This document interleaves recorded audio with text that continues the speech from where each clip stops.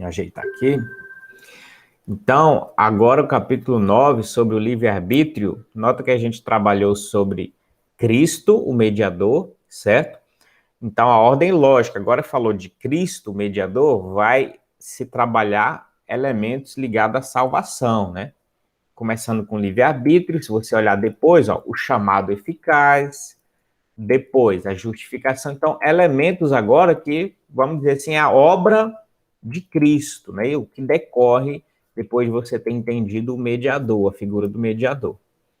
Tá certo? Então, a gente vai começar a tocar aí nesses elementos da salvação.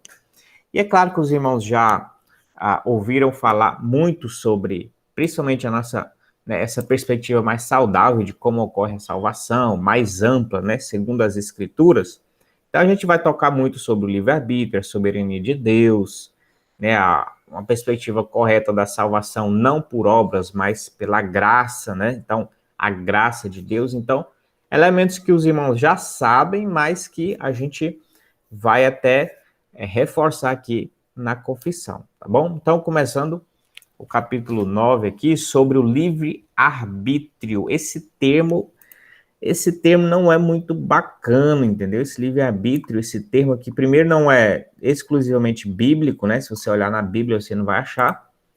Mas nem por isso, né, você pode desmerecer um termo, né? Até tem outros termos saudáveis, como trindade, etc., que não são bíblicos, mas refletem uma doutrina bíblica coerente. O problema dele é que, além de ele não ser bíblico, ele não reflete bem uma doutrina bíblica, né?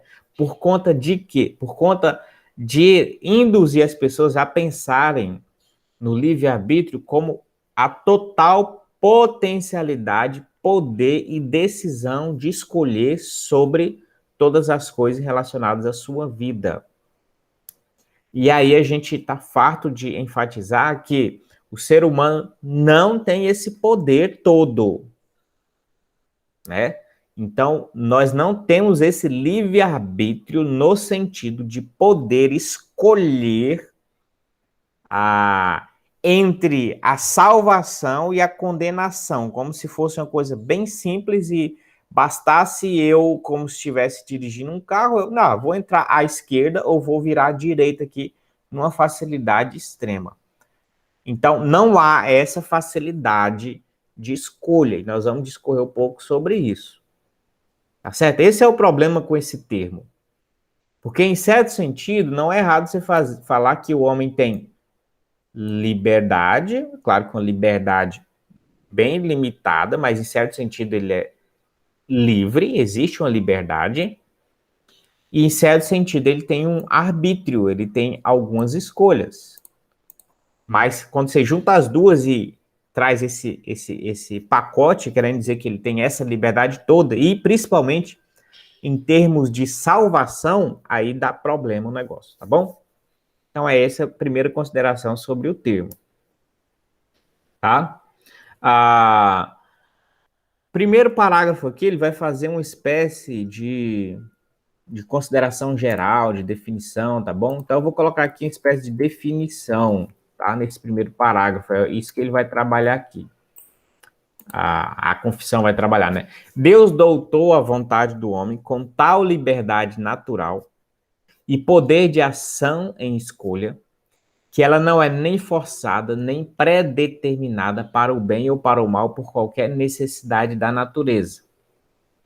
Tá certo? Mas nota que essa definição é muito bela e muito bacana, e parece até contradizer o que eu já falei, mas essa é a condição natural, lá da criação, perfeita. É claro que quando o homem foi feito perfeito, em seu estado natural, é claro que a vontade do homem não é presa, ela não nasce presa, ela nasce de fato livre, com liberdade, poder, de ação, de escolha. Pensa sempre em Adão, tá bom?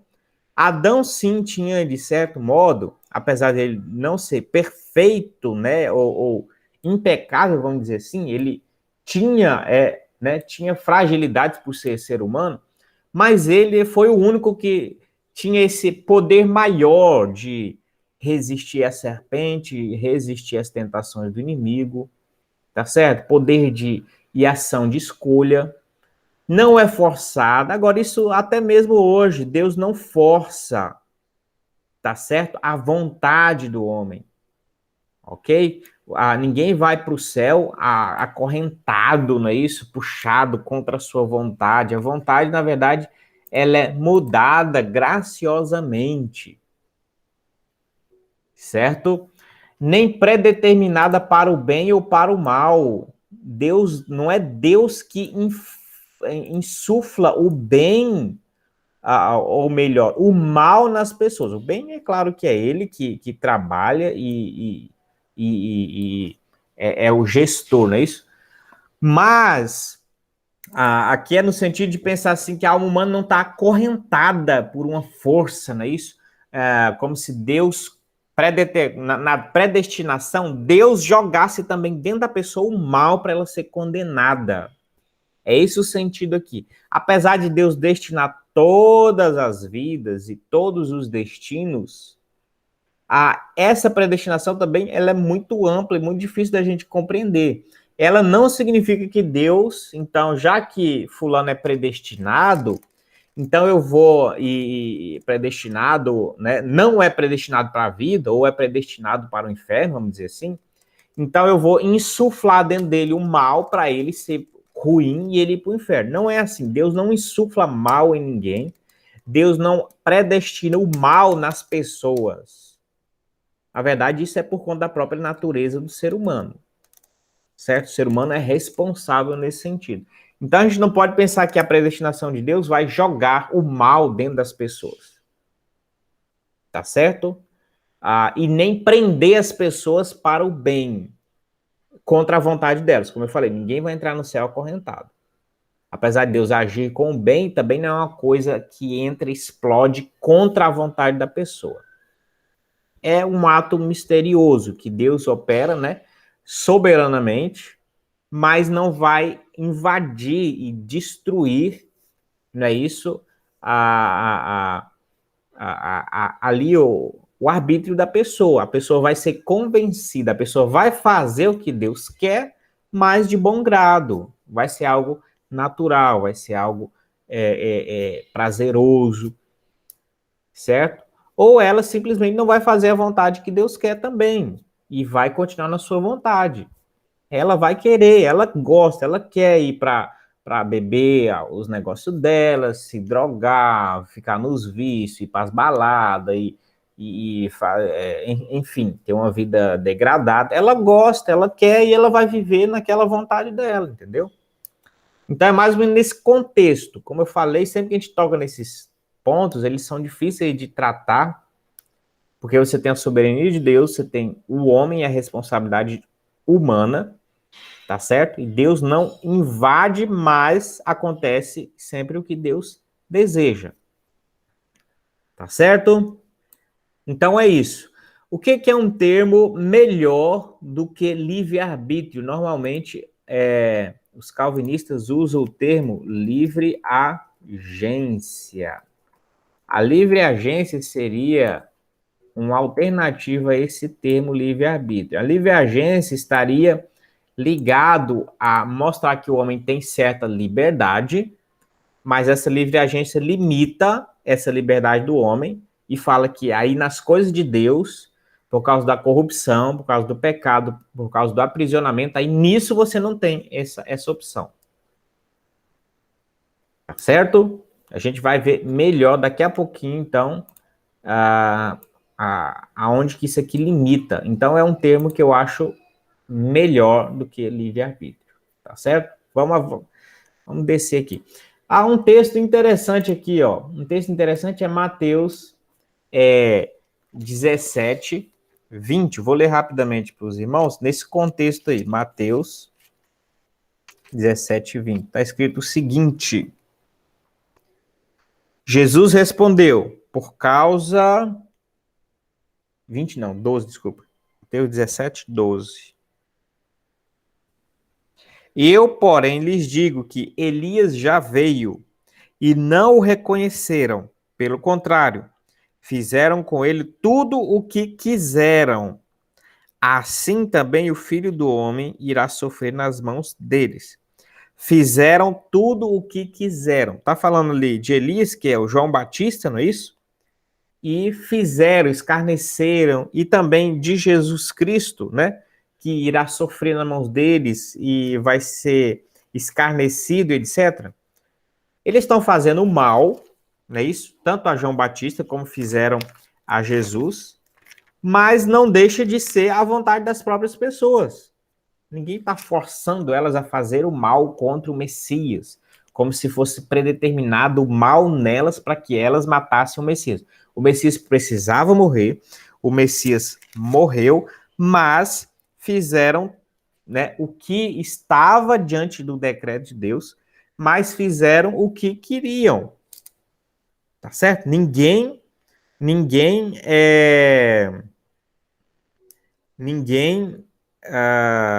forçou-os a isso. Atos 4, 27 em diante também dá uma noção disso. Diz o seguinte: porque de fato nessa cidade, Herodes e Pôncio Pilatos, com os gentios e gente de Israel, se juntaram contra o teu santo servo Jesus, a quem ungiste, para fazerem tudo o que a tua mão e o teu propósito predeterminaram. Então, aqui, ó, para fazerem tudo que a tua mão e o teu propósito predeterminaram. Deus orientou e predeterminou todas as coisas, tá certo? Mas não é ele que vai lá e joga o mal no coração das pessoas. Ele utiliza, né? Vamos dizer, usar esse termo. Utiliza no sentido de que as pessoas têm sua responsabilidade.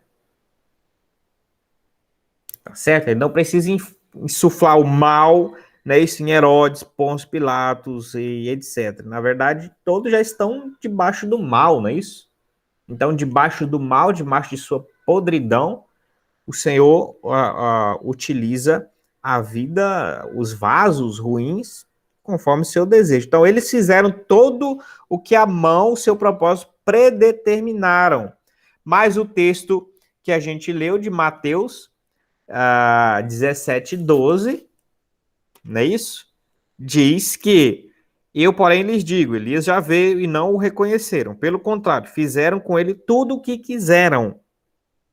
Assim também o Filho do Homem irá sofrer nas mãos deles, e eles vão fazer tudo o que quiser. Então é eles querem fazer aquilo, mas estão fazendo a vontade de Deus. Certo? É isso então. Ok? Para a gente começar. Então as pessoas têm uma livre agência, elas estão fazendo o que querem. Estão fazendo forçado. Nesse sentido não é forçado, é livre. É livre, ação livre. Tá certo? Vamos continuar aqui. O homem em seu estado de inocência, então aqui, definição geral, como que foi no início, né?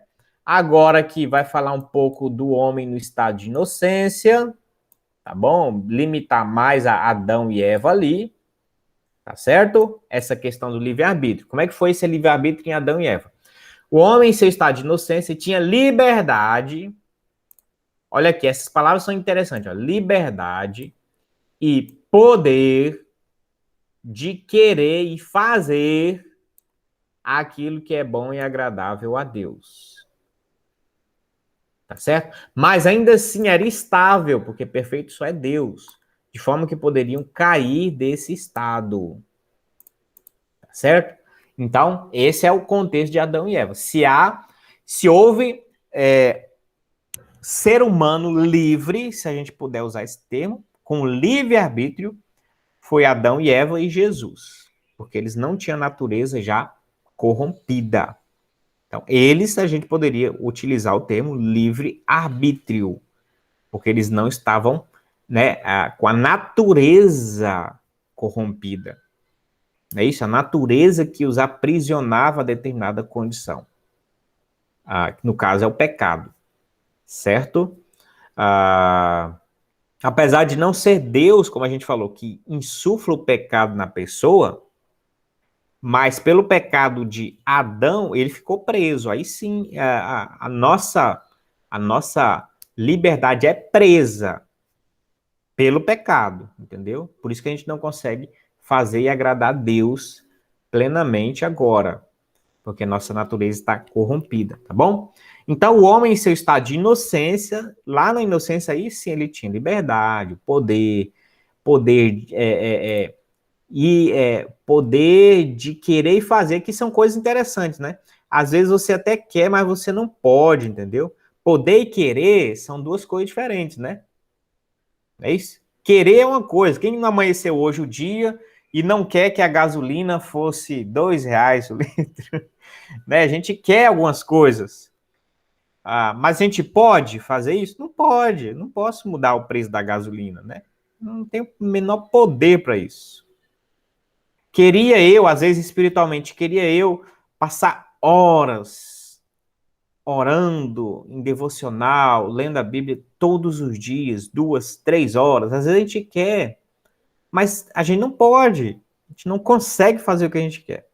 Às vezes, em relação a algum vício que a gente quer, né, vencer, não estou falando nem coisas absurdas, mas de repente uma mentirinha ou um momento que a gente é mais iracundo, ou mais um tratamento, ou sei lá, alguma coisa que a gente quer melhorar na vida. A gente quer, a gente promete, a gente fala que vai melhorar, mas às vezes não tem o poder. Então essas coisas são interessantes, entendeu? Então a gente guardar bem na mente o seguinte, que Adão tinha o querer e o poder para fazer. Além dele querer, ele podia ir lá e fazer. Tá certo? Coisa que a gente não tem. Então, às vezes, a pessoa, às vezes, quer agradar a Deus, mas não tem o poder para isso. Ela não consegue. Por isso que a gente diz que aí não tem esse livre-arbítrio todo, porque você até quer, mas não pode, não consegue, não, a natureza não permite. Tá certo? Agora o livre-arbítrio considerado no contexto da queda do homem, tá bom? Olha que a confissão vem certinho, né? Vem no estado de inocência, na queda, e vem mostrando como é que é essa ideia de livre-arbítrio, né? O homem, por meio de sua queda em um estado de pecado, perdeu completamente todo o poder, como eu falei, né? O poder da vontade. Pode até querer, mas não tem poder, não consegue executar. Poder da vontade quanto a qualquer bem espiritual que acompanhe a salvação. Nota também que aqui são coisas espirituais. Bem espiritual que acompanhe, que remeta, que dê como mérito a salvação. Assim como o homem natural, inteiramente adverso a esse bem e morto em pecado, não é capaz, por sua própria força, de converter-se ou preparar-se para isso. Esse termo preparar-se também é interessante, que às vezes a pessoa até concorda que ele não tem poder de converter-se, mas ele vai se preparando, vai ali melhorando, melhorando até chegar um momento, ele não nem consegue se converter, nem consegue se preparar para isso. Tá? Essas coisas a gente já trabalhou também, né? Os irmãos também já estão cientes, né? Eu acho que até na confissão, no capítulo anterior, lá, acho que é o capítulo 4, se eu não me engano, toca sobre isso, na depravação do homem, coisas do tipo, né? Então, é essa a situação do homem depois da queda, certo? Após a queda, o homem não tem o poder para fazer a vontade perfeita de Deus e se recomendar a salvação, tá certo? Por quê? Porque a natureza do homem foi mudada, não é isso? Natureza. A natureza do homem foi mudada, certo? Nessa natureza, nessa nova natureza corrompida e presa pelo pecado, você vai agir de acordo com sua natureza, tá certo? Então, pensa que você é um peixe, tá certo? O peixe vai nadar ou o peixe vai voar? Você pode dizer para o peixe que ele tem livre-arbítrio? Você pode olhar para o peixe e falar assim, olha, você tem livre-arbítrio. Você pode nadar ou você pode voar. E o peixe vai fazer o quê? Ele não tem livre-arbítrio, ele não tem essa liberdade toda. Ele vai nadar. Agora, se ele vai nadar de frente, de costa, de cabeça para baixo, rápido, devagar, aí é outra coisa. Aí, nesse sentido, ele vai ter uma certa liberdade para nadar, mas ele não vai conseguir voar. Entendeu? Então, assim é com o homem também. O homem, na sua nova natureza pecaminosa, natureza depravada, ele vai conseguir produzir pecado. Ele vai estar preso pelo pecado. É como se você falasse assim: você pode nadar ou voar. O que você vai fazer? Você vai nadar, você vai estar preso no pecado, preso na velha natureza. Você não vai conseguir voar.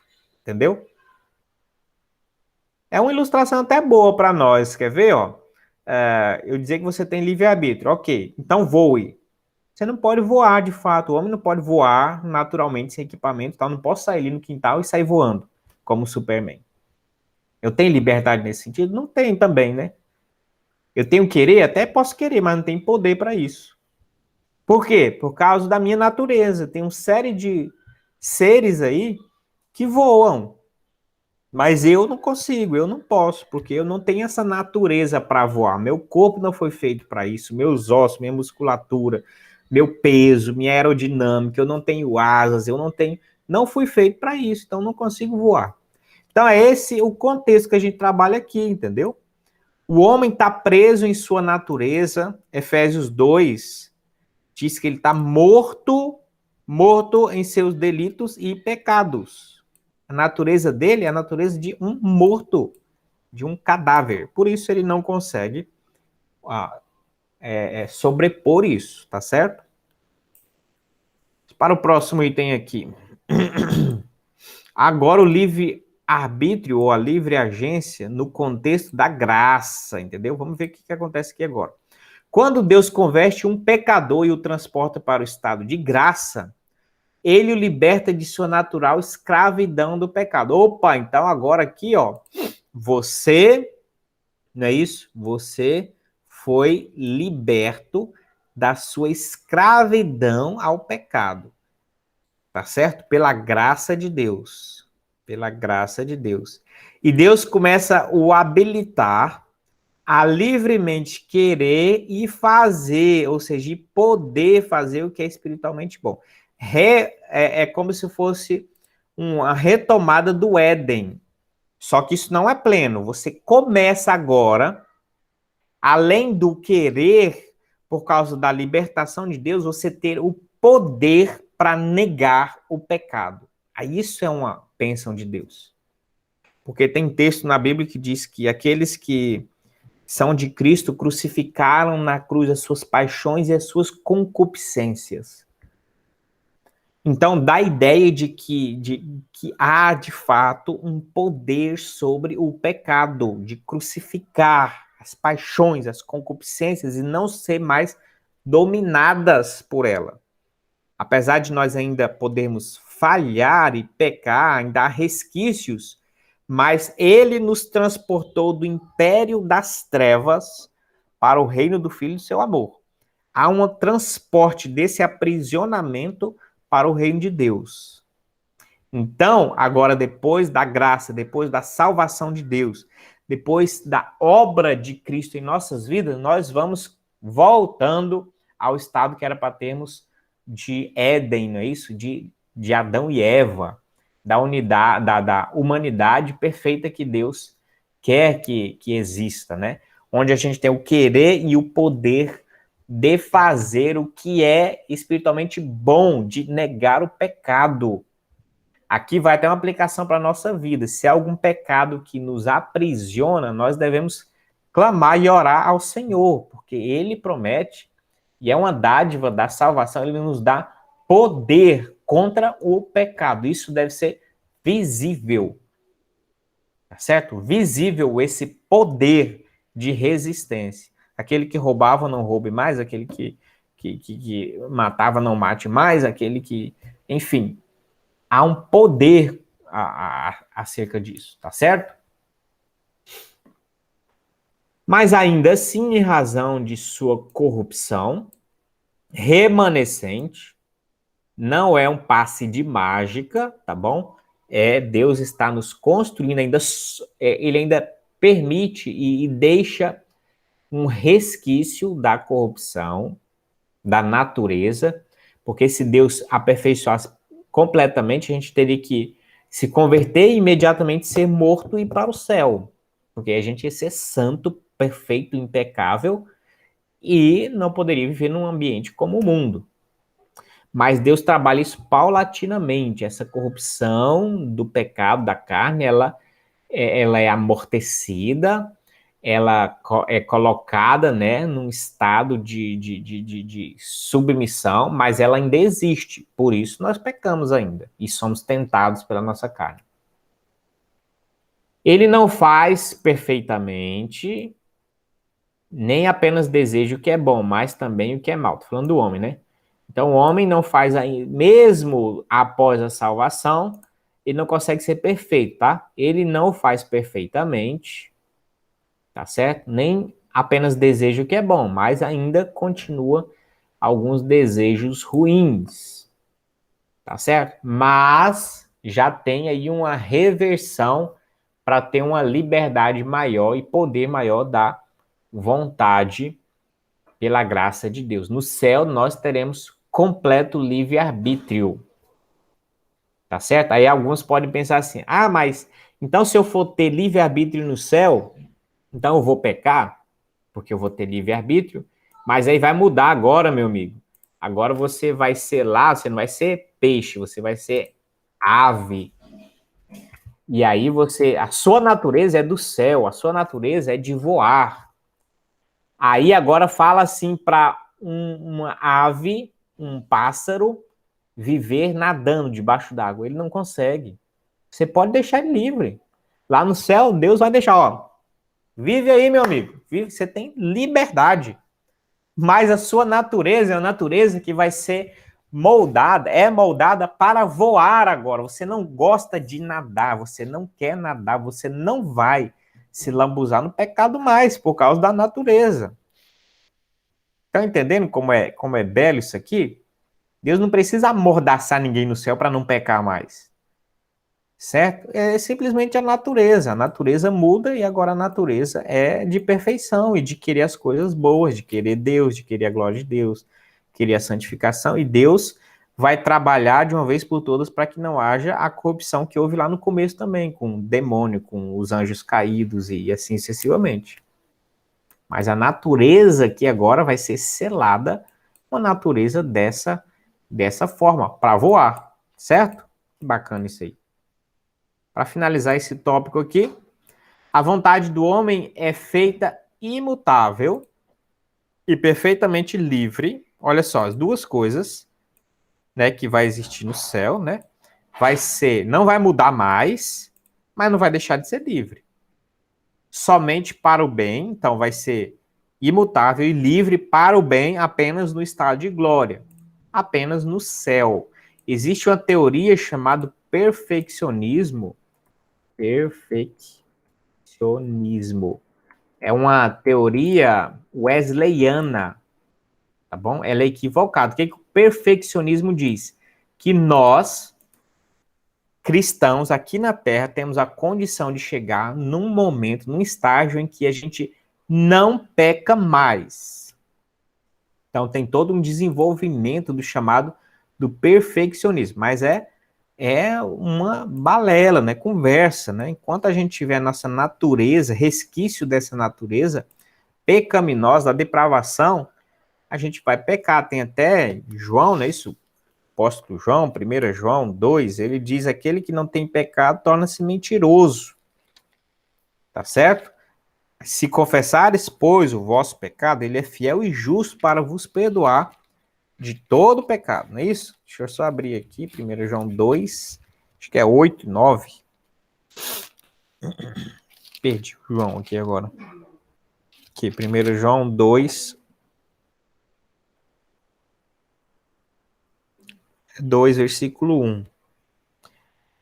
Meus filhinhos, escrevo-lhes essas coisas para que vocês não pequem. Mas se alguém pecar, temos advogado junto ao Pai, Jesus Cristo justo. Não é isso? Tem mais ainda que ele fala claramente que 1:8, 1 João 8. Se dissermos que não temos pecado nenhum, a nós mesmos nos enganamos e a verdade não está em nós. Se confessarmos os nossos pecados, ele é fiel e justo para nos perdoar os pecados e nos purificar de toda a injustiça. Aí ele repete ainda, se dissermos que não temos pecado, fazemos dele um mentiroso e a sua palavra não está em nós. Então, nós continuamos ainda, infelizmente, pecando. E nós como cristãos, então, por isso que a gente sempre insiste no arrependimento, na confissão de pecados, no tratamento mútuo entre os irmãos, porque a gente sabe que ninguém vai ser perfeitinho, anjinho com a auréola dourada em cima. A gente tem certeza que todo mundo vai pecar. Então, se a gente sabe, tem certeza que todo mundo está pecando, o que é propício a gente fazer num culto? Pedir perdão a Deus. No momento da ceia, fazer uma reflexão, se consertar com Deus e continuamente fazendo esses exercícios, porque a gente tem certeza bíblica que quando a gente reúne na igreja, tem um monte de pecador lá, certo? Um monte de gente que pecou, não que estão aprisionadas no pecado, não que gostem do pecado, que se saboreiem, isso não é um mundano qualquer, mas pessoas que estão na caminhada cometendo ainda seus pequenos delitos, não é isso? Ok? Mas só lá no céu a gente vai ter isso aqui perfeito. O céu é da perfeição, né, irmãos? Então, perfeição plena de tudo é no céu. Tá certo? Então, vamos lá. Agora, como a gente tem mais tempo ainda, um tempinho, agora vamos falar sobre o chamado eficaz. Vamos trabalhando em termos aqui relacionados à salvação. E esse termo agora é o chamado eficaz. Eu acho que nesses últimos dias de congresso, os irmãos também ouviram falar bastante desse chamado eficaz, não é isso? Chamado eficaz significa que Deus finalmente vence. Ele tem um chamado e esse chamado vai ser atendido pelo homem em última instância. O homem vai se curvar e vai ouvir a voz de Deus, a voz chamando para a salvação. Mesmo que às vezes negue ou resista por alguns momentos, mas vai chegar o ponto em que ele vai se prostrar diante de Deus e reconhecer seus pecados, entregar sua vida a Cristo para a salvação. É essa a ideia. Vamos ler aqui então, pois eu comento. Aqueles a quem Deus predestinou para a vida, a ele apraz, em seu tempo determinado e aceitável, chamar eficazmente por sua palavra e espírito, do estado natural de pecado e morte, no qual eles estão por natureza, para a graça e salvação por Jesus Cristo. Isto ele faz, iluminando suas mentes de maneira espiritual e salvífico, para que entendam as coisas de Deus, tirando-lhes o coração de pedra e dando-lhes um coração de carne, renovando suas vontades e por sua onipotência predispondo-os para o bem e atraindo-os irresistivelmente para Jesus Cristo. No entanto, eles vêm a Cristo muito livremente, sendo para isso dispostos pela sua graça. A graça dispõe as pessoas para virem, caminharem ao Senhor. Ok? Que maravilha! Acredito que os irmãos, então, estão familiarizados já com essa linguagem, com essa ideia, tá certo? Então, alguns pontos interessantes aqui, ó. Aqueles a quem Deus predestinou, então, esse chamado é para quem Deus, assim, determinou a salvação, tá bom? Tem um texto na Bíblia que diz, muitos são chamados, mas poucos os escolhidos. Esses poucos escolhidos diz respeito ao chamado eficaz. Muitos são chamados, está falando de um chamado geral, de que o evangelho, como a gente não sabe quem é o eleito, quem é o filho que Deus quer salvar e quem é aquele que não quer nada e vai ser condenado, como a gente não consegue distinguir, e a Bíblia não manda distinguir, a gente prega para todos. Então, muitos são chamados. Então, a gente tem até um termo que fala assim também, ó, chamado geral. Então, existe o chamado geral que é essa pregação do evangelho para todo mundo. Todo mundo vai ouvir, todo mundo está sendo convidado. Jesus fala, vinde a mim todos vós que estáis cansados e sobrecarregados, e eu vos aliviarei. O que é aquilo que Jesus fez? Chamado geral. Tá certo? Chamado geral não quer dizer que todos virão. Por isso que tem até essa diferença. O eficaz quer dizer que só vem quem tem que vir mesmo, quem vai vir, né? Que além de chamar, as pessoas vão vir. O chamado geral é só um chamado. Não garante que todo mundo vai vir, né? Jesus falou, vinde a mim todos os que estáis cansados. Vieram todos a ele? Não. Mas ele chamou, não chamou? Chamou. Chamado geral. Chamado eficaz, então, é um pouco diferente. Chamado eficaz é aqueles. Muitos são chamados, mas poucos escolhidos. Esses poucos escolhidos, a eles que é destinado o chamado eficaz. Vai surtir efeito, eles vão se curvar e vão ser atraídos para Deus, tá bom? Como é que acontece isso? No seu tempo determinado, não é o tempo que a gente quer, a gente prega, as pessoas recusam, a gente fala, a pessoa não quer às vezes, mas no tempo de Deus, às vezes aquela pessoa até mais improvável, e a gente não deve discriminar, né? Essa pessoa eu não vou nem pregar porque ela não vai se converter nunca. A gente não pode discriminar, a gente não sabe. Não existe causa tão difícil que Deus não possa tratar. Na verdade, os casos que a gente de repente acha mais difíceis, casos de ateus famosos se convertendo. Então é uma coisa que a gente não, né? Tá muito além da nossa racionalidade, né? Se eu não me engano, Augusto Cury era um ateu e disse que foi ler as escrituras para ridicularizar o evangelho, para desmentir, e lendo a palavra se converte, né? Aceita o Jesus histórico, a sua vida, a sua obra e todo o contexto, segundo o relato dele.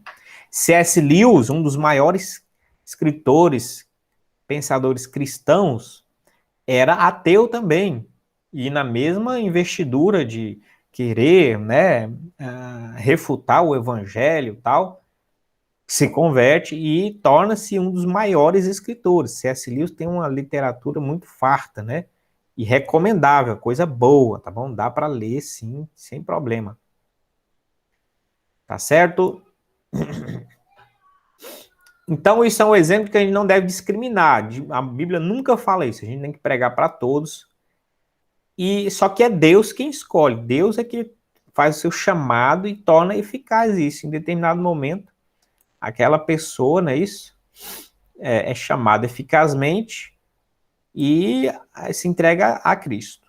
Como é que é esse chamado? Como é que a gente chama as pessoas para o evangelho? E qual é, então, o meio que Deus vai agir para o chamado eficaz? A gente não pode esquecer disso. Por isso que a gente fala e enfatiza muito palavra, meus irmãos. Não tem outro meio. Não é uma festa na igreja, simplesmente. Não é um encontro. Não é um churrasco. Não é o contar anedotas. Não é eu falar ditos populares. Não é uma série de outros elementos. O que vai convencer o pecador, meus irmãos, é a palavra e o Espírito de Deus. É isso, a palavra e o Espírito de Deus. Quanto melhor a gente pregar, deixar claro, visível a palavra, certo? É melhor, porque é a palavra e o Espírito Santo vai pegar essa palavra e agir. É isso aqui que vai ter o poder, de fato, de mudar a vida do pecador, entendeu? Não importa o que eu faça, mas não importa a atividade da igreja. Se não houver palavra e o Espírito agindo, não tem conversão. Por isso também a gente enfatiza muito a pregação da palavra, que é muito comum nas nossas épocas. Pode olhar por aí, zapear as pregações no YouTube. Toda hora que você vai tem 200, 300 live de igreja, de culto, etc. Pode olhar, não é isso? E compara, faz esse exercício, essa avaliação. Quanto tempo as pessoas estão lendo e explicando de fato a palavra? Muito, muito pouquinho. Você vê pessoas cantando muitas vezes e hinos que não são claramente a palavra também, são hinos que têm um ritmo legal, às vezes um conceito cristão, que às vezes também não é nem exclusivamente cristão. Fazer o bem, todo mundo fala isso aí no mundo até. Faça o bem, seja bom, não sei o quê, ame, umas coisas muito vagas que até o mundano fala, entendeu? Não quer dizer que você está, de fato, insuflando a palavra na pessoa. Aí, às vezes, tem a pregação, normalmente, um versículo, a pessoa fecha a Bíblia e aí ela vai falando tudo aquilo que ela tem na cabeça. Às vezes, tem alguma coisa que, no fundo, é bíblica, às vezes mistura com o pensamento da pessoa, com a ideia que ela quer transmitir, então é uma lambança. Difícil. Então, por isso que a gente enfatiza muito a pregação da palavra, porque a gente pode fazer um monte de coisa, mas chamado, a conversão de fato é palavra e espírito, meus irmãos. Palavra e espírito. Entendeu? Fora isso, não vai. Pode fazer um monte de coisa, não vai. Pode fazer culto pet, pode fazer o que for. Não é eficaz essas coisas, tá certo? Que mais aqui? Jesus é que faz isso. Como é que Jesus vai trabalhando? Ilumina as mentes, porque a gente, antes da salvação, tá cego, não é isso? Não pode ver. As pessoas rejeitam o evangelho porque também não conseguem ver a glória de Deus. Então, de repente, brilha nelas, como Paulo, né? Brilhou a luz de Cristo quando Cristo se mostrou a Paulo. Então, elas têm a visão espiritual, elas começam a entender as coisas de Deus, começam a fazer sentido, não é isso? Faz sentido. Poxa, é verdade, é verdade. Coisa que ela relutou a vida inteira, ela olha agora, Jesus morreu mesmo na cruz, cara, isso é verdade. Cara, existiu Sansão mesmo, faz sentido, é verdade. Tem o Sansão com poderes que Deus o dotou, bem extraordinários em relação aos homens. Existiu Davi, de fato. Milagres são... Espera aí que eu vou... Vocês estão ouvindo aí? Um barulho? Vou fechar a janela aqui, só um pouquinho.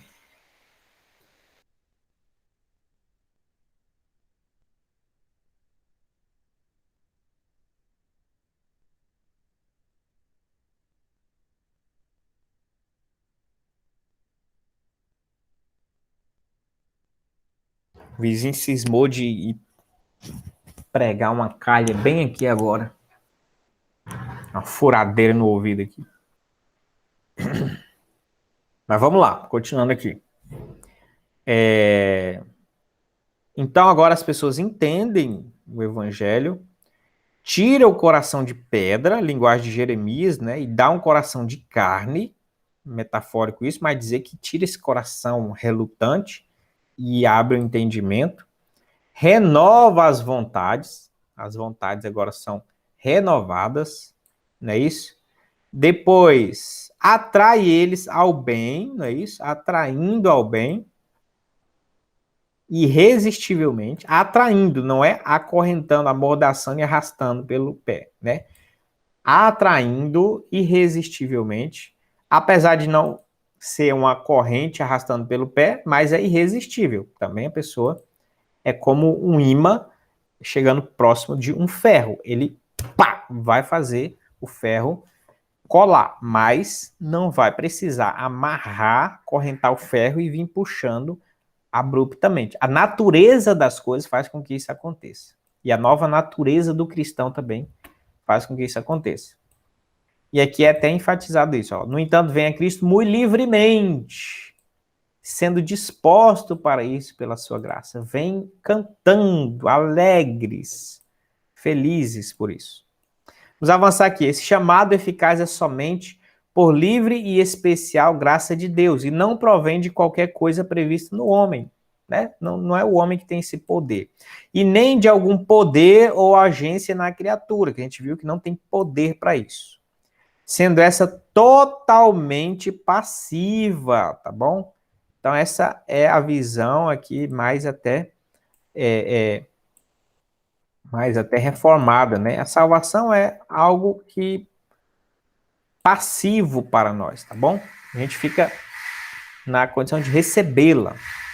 Estando morta em seus pecados e transgressões, a nossa natureza, né, até que sendo vivificada e renovada pelo Espírito Santo, é feita capaz de corresponder a ela e receber a graça oferecida comunicada nela.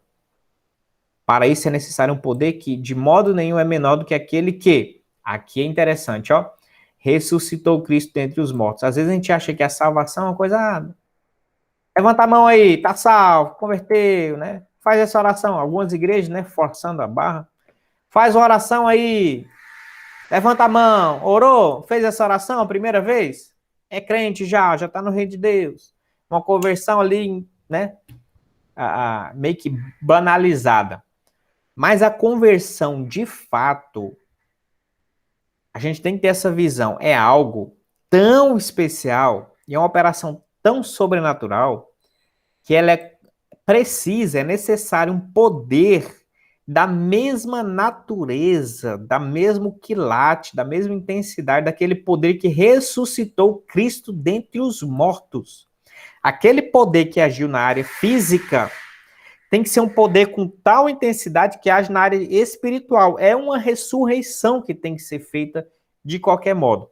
Se nós não acreditamos em milagres, que Deus pode ressuscitar mortos, então não vamos conseguir ter a capacidade de aceitar que Deus pode salvar vidas, porque é um milagre de ressurreição de fato. É um poder tão grande como se eu estivesse vendo um morto ressuscitar ali. Estão entendendo? Então, por isso que também não é banalizada, não é isso? A gente banaliza muito, a gente, né, banaliza essa conversão com truquezinho, com algumas coisas, mas na verdade a gente tem que perceber se houve esse poder, essa influência, essa ressurreição de Deus daquela vida, né? Um poder semelhante ao que ressuscitou Cristo dos mortos, deve ter uma mudança de vida, deve ter frutos, deve ficar evidente. Tem uma série de manifestações que vai mostrar que a pessoa ressuscitou.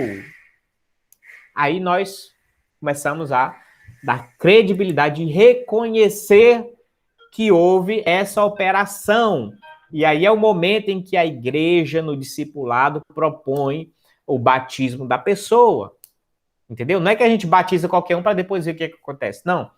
Há de se ter a salvação, há de se operar isso e depois procede-se a parte visual e pública disso, que é o batismo.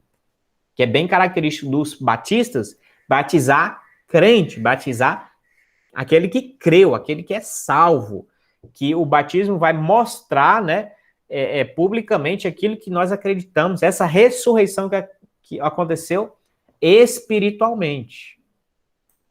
Tá certo? Eita, esse aqui é difícil. Vou deixar isso aqui guardado, tá? Vou deixar isso aqui guardado para comentar. Vou comentar na próxima aula. Vou fazer um estudo só sobre casos de salvação. Aí você pode perguntar assim: tá certo, tem que pregar o evangelho, tem que crer, o caminho é Jesus. E o que acontece com as crianças? E o que acontece com aqueles que não têm capacidade mental de entender o evangelho? Esse sempre é uma polêmica, é um tema dificílimo.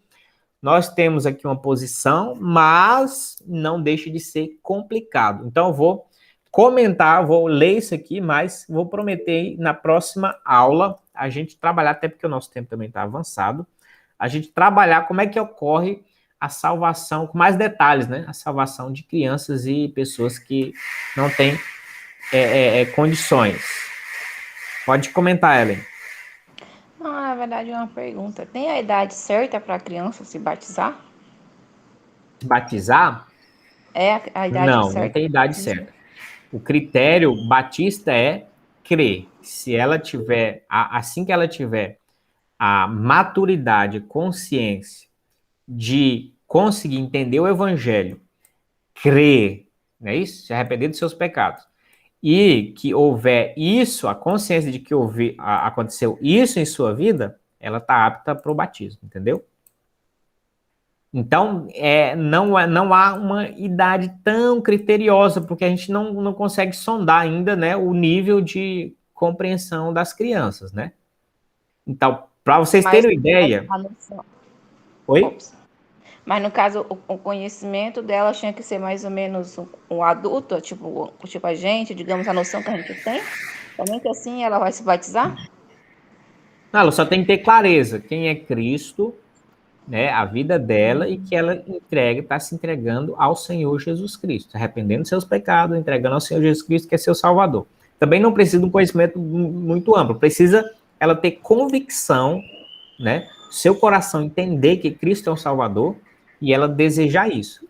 Se acontecer esse desejo já intenso e essa confissão já é um indício bem claro de que o Senhor está também tocando e trabalhando nas vidas. Já o Ian e a Radassa se batizam, então, né? Pra vocês verem, ó, às vezes a gente não tem clareza. Por exemplo, eu com 6 anos de idade, eu fui para a igreja, na primeira vez que eu fui para a igreja batista, lá em Paraná, que eu fui para a escola bíblica, e depois teve um trabalho na igreja também com crianças, e houve um apelo, né, porque eles faziam sempre apelo, né, quem quer aceitar Jesus, tal, tal, tal.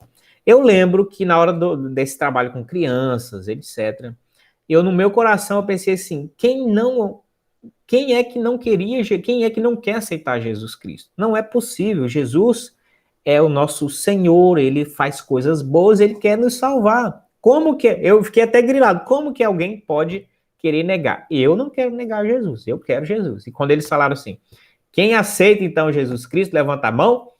Aí eu não fui o primeiro, porque eu fiquei meio ressabiado também, fiquei olhando ser o primeiro também não, né? Porque passar vergonha às vezes, no sentido de criança, né? Eu quero ver se. Aí eu dei uma olhada assim, mais pessoas levantaram, aí eu só esperei alguém, mas no meu coração eu estava bem ciente de que essa opção não era, era completamente aceitável, era o que eu queria, entendeu? Então, aí a gente pode subestimar, mas isso é coisa de criança, isso é...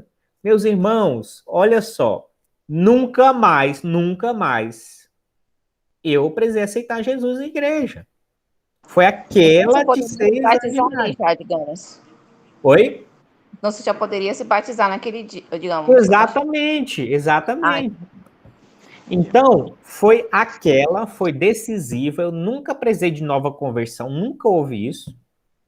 Só que na época, né, a igreja, eu também não cogitei batismo, aí eu vim me batizar com 18 anos. Mas, a meu ver hoje, se há uma convicção, se há um desejo e uma certeza, mesmo da criança, Deus não precisa de que também ninguém seja teólogo, conheça a confissão de capa a capa, não é isso. O evangelho é simples, como eu falei. Para a salvação, ele tem seu aspecto bem simples.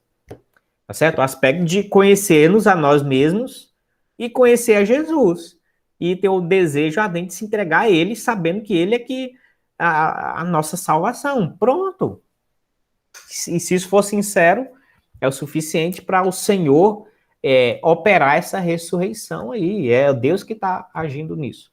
Tá certo? Então, se me batizasse com 6 anos de idade, não vejo nenhum problema. 6, 7 anos, 8 não teria nenhum problema com isso. Conheço amigos que foram batizados com 6, 7, 8 anos, 9, 10 e nunca tiveram problema. Agora, é claro, também tem as exceções, né? Tem casos e casos. Também tem adulto que se diz crente, que batiza e depois também não é, né? Então, fazer o quê? Né? Fazer o quê? Nesse sentido, a gente só analisa, vê a convicção da pessoa e dá o crédito, né? De que ela, de fato, entregou a vida a Cristo, foi ressuscitada dentro dos mortos. A gente está vendo produção de frutos, etc. Aí a igreja batiza, tá bom? Então, ó, prometo, semana que vem, então, nosso horário está avançado, prometo a gente trabalhar a partir daqui, tá? Então, especificamente, como acontece crianças e pessoas que não têm capacidade mental, como é que acontece a salvação dessas pessoas, tá bom?